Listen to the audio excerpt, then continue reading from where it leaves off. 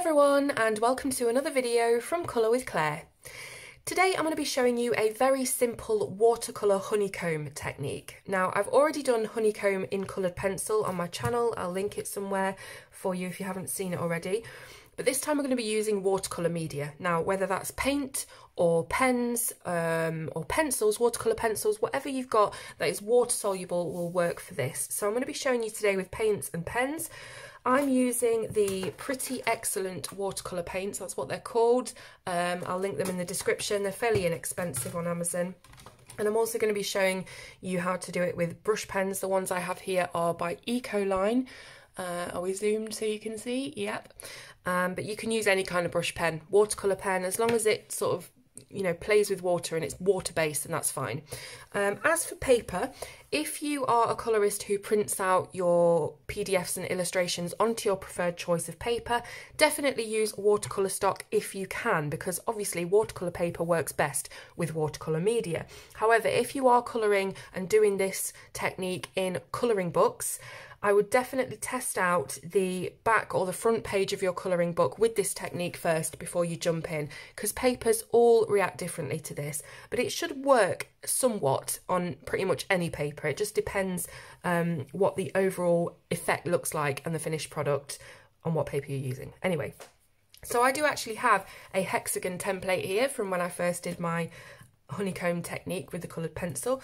I think you can still get these on eBay. If I can find them, I will link it in the description. If not, you can just try your best to create a hexagon shape. It doesn't have to be precise, which is what you're all longing to hear, I'm sure. With the watercolour paints, it always looks best to look kind of organic and sort of like a wash of colour that's a little bit rough and ready around the edges. So it doesn't matter about having it precise. Really don't worry about that. And even if you do have one of these templates, often when you're moving the template off, it can skew up the edges anyway, so it's going to look rough and ready whatever you do, which is perfectly fine.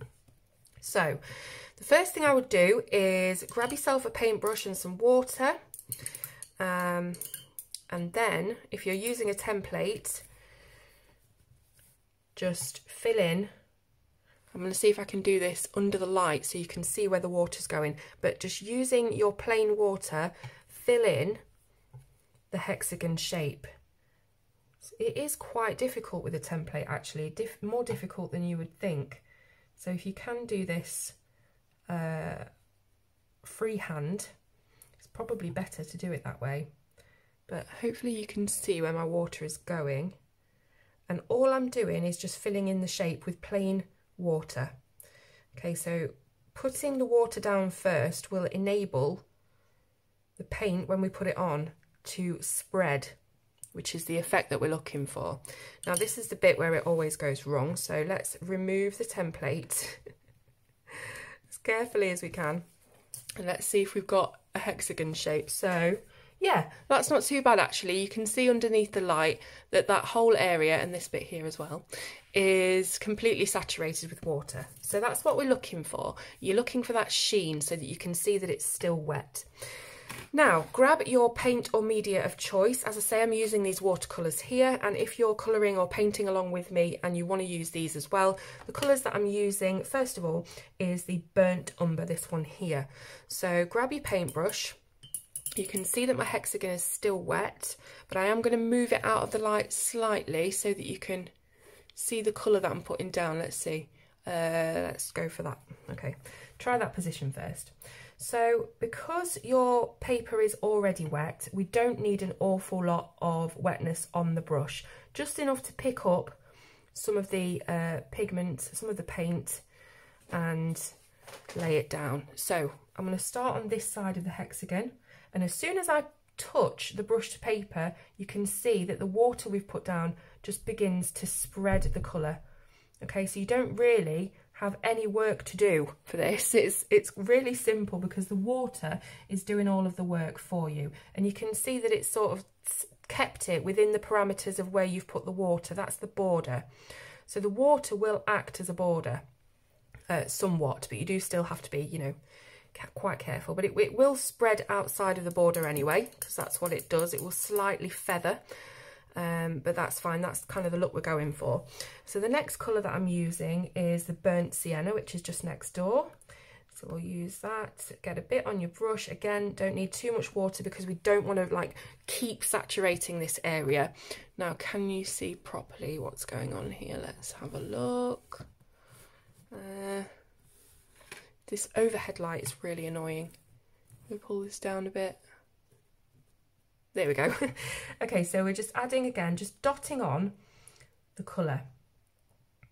Now with the darker colours, I've probably put slightly too much darker colour on here. I would have liked to have kept it a little more scaled back, but that's okay. It's all experimentation and it all looks really good in the end anyway, no matter how you do it, which is, you know, what I'm looking for really. I don't want anything to be too difficult and take too many kind of steps to do. The next colour I'm using is the yellow ochre, so just pick up some of that on your brush as before. A little bit too wet probably there, let's scrape a bit off. And again, just dotting it on, and the water will carry it and merge it and take it wherever it wants to.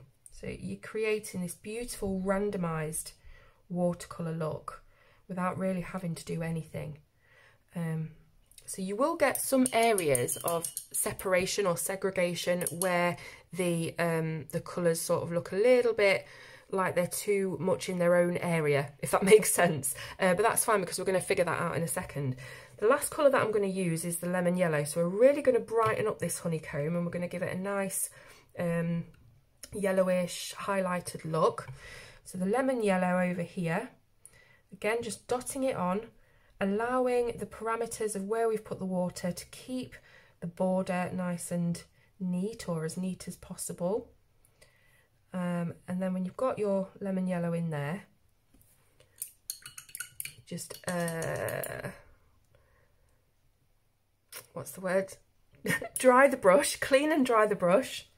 And then with that dry brush, you can sort of wiggle the pigment around a bit.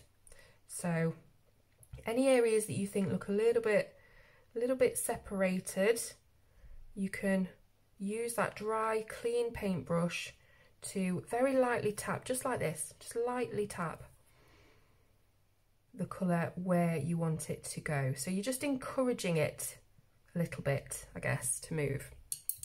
Now what I would say is we need a little bit more of that burnt sienna, just a slight bit. So I'm going to take a bit of that, and because our paper is still wet, it's just going to take that off the brush really nicely. So a little bit more of that burnt sienna. And then again, with a clean and dry brush, you can sort of coax it into looking slightly more natural.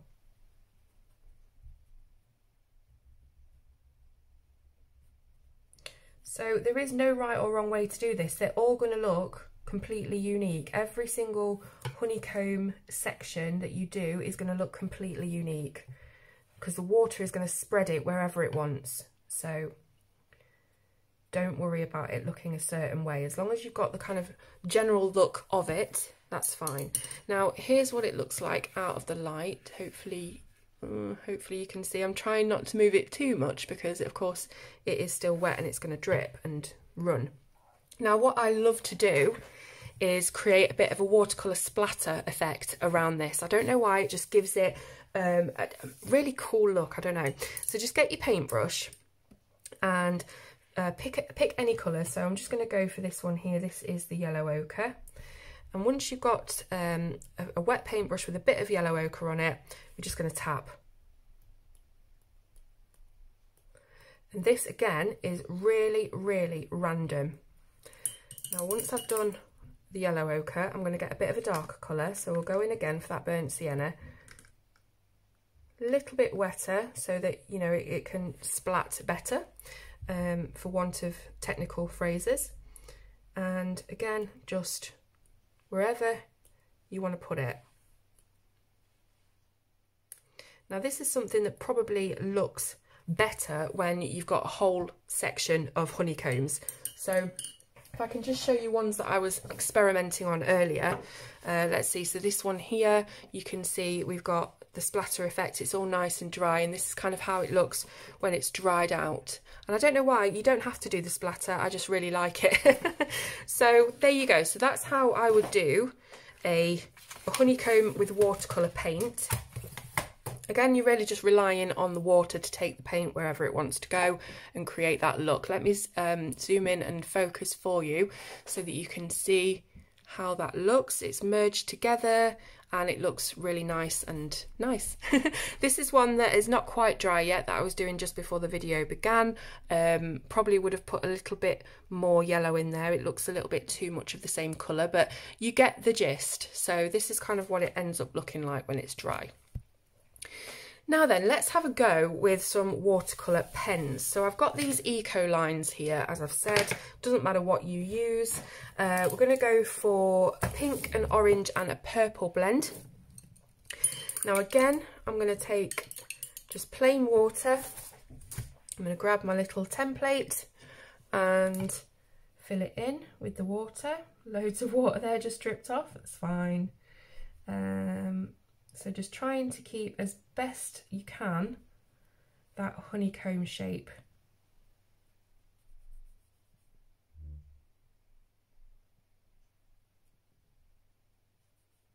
Okay, so don't know if you can see that, but now we're going to try and peel this away, see what happens. Yeah, that's fairly honeycomb shaped. It's a little bit wobbly, but no problem. Now you'll need something like a plate, a ceramic plate, or a piece of porcelain or tile, or even a magazine cover, a glossy magazine.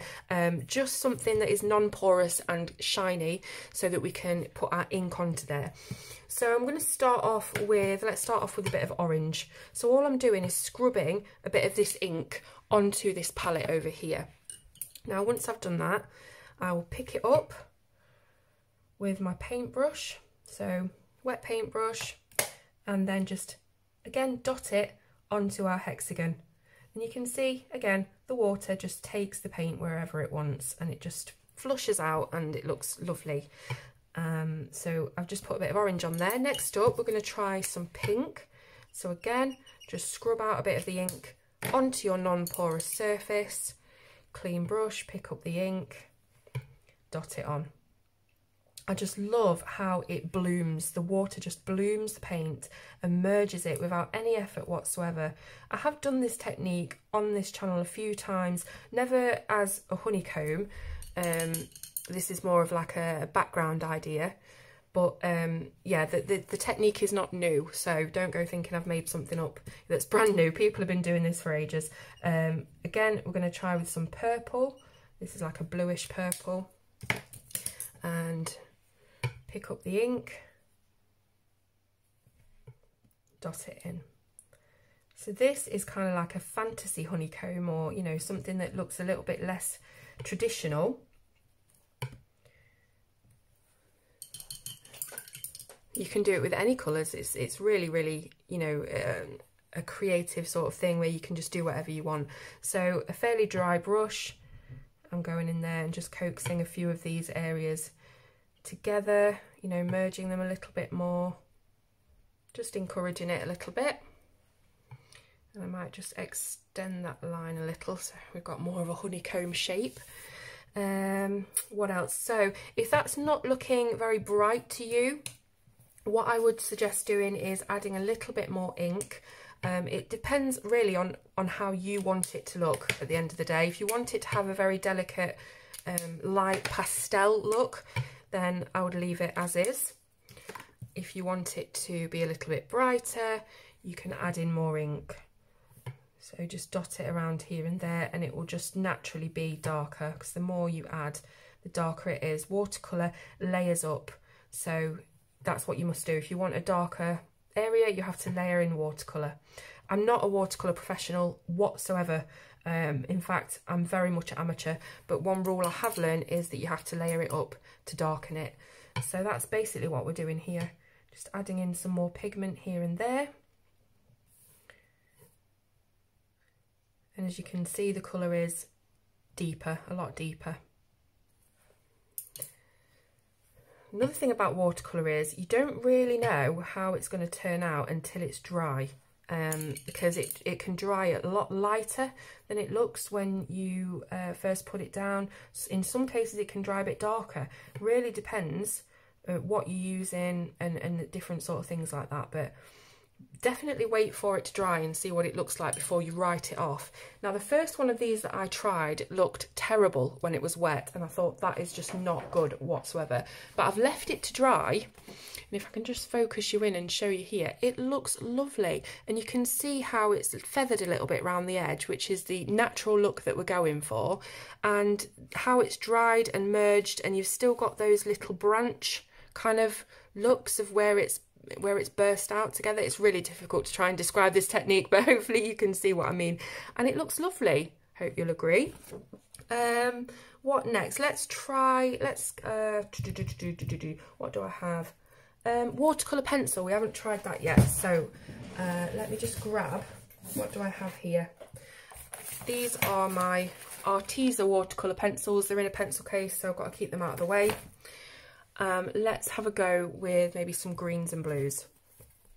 So this palette that I'm using, by the way, in case you were wondering, is a Caran d'Ache palette.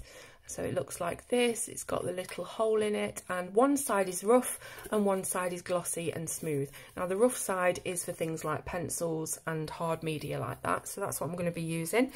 So over to the rough side. First of all, we need to create our hexagon, don't we? So I need my template. I'm going to be careful of this one, still wet. And again, the water's getting a bit dirty now, but hey ho. Again, we're just going to fill in our little hexagon.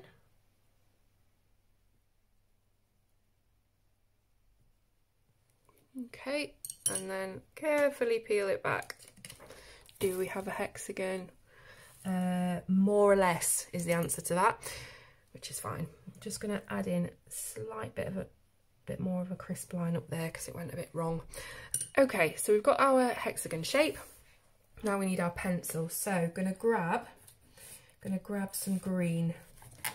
Let's go for this. This is Spearmint Green A096.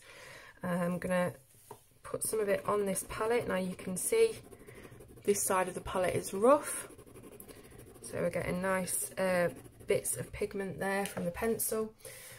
Let's also get a nice blue. So we've got a sky blue here. This is A056. This one here. And let's do that. I'm also going to get a slightly darker blue. Let's go for this Egyptian blue A055. Okay, so we've got those set out there. We've still got our nicely wet hexagon. Now with the wet brush, I'm going to grab some of this blue from the centre. Again, just dotting it down. Look how pigmented these are. Beautiful pencils.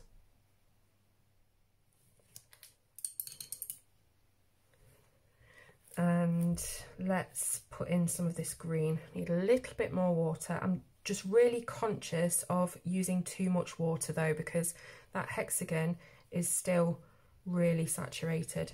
So try not to use too much.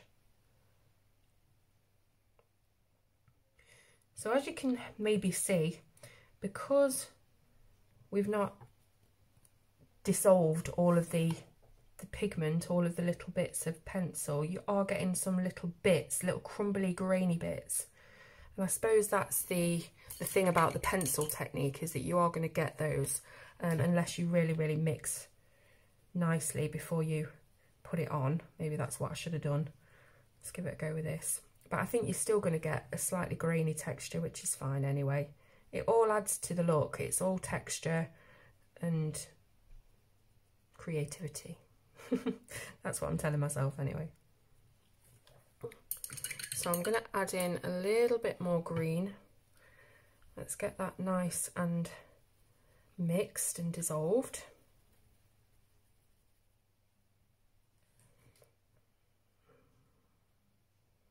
And just blur it in here with the blue. So again, with a dry brush, you can move it around, have a little play with it, maybe even add in a little bit more of this lighter blue.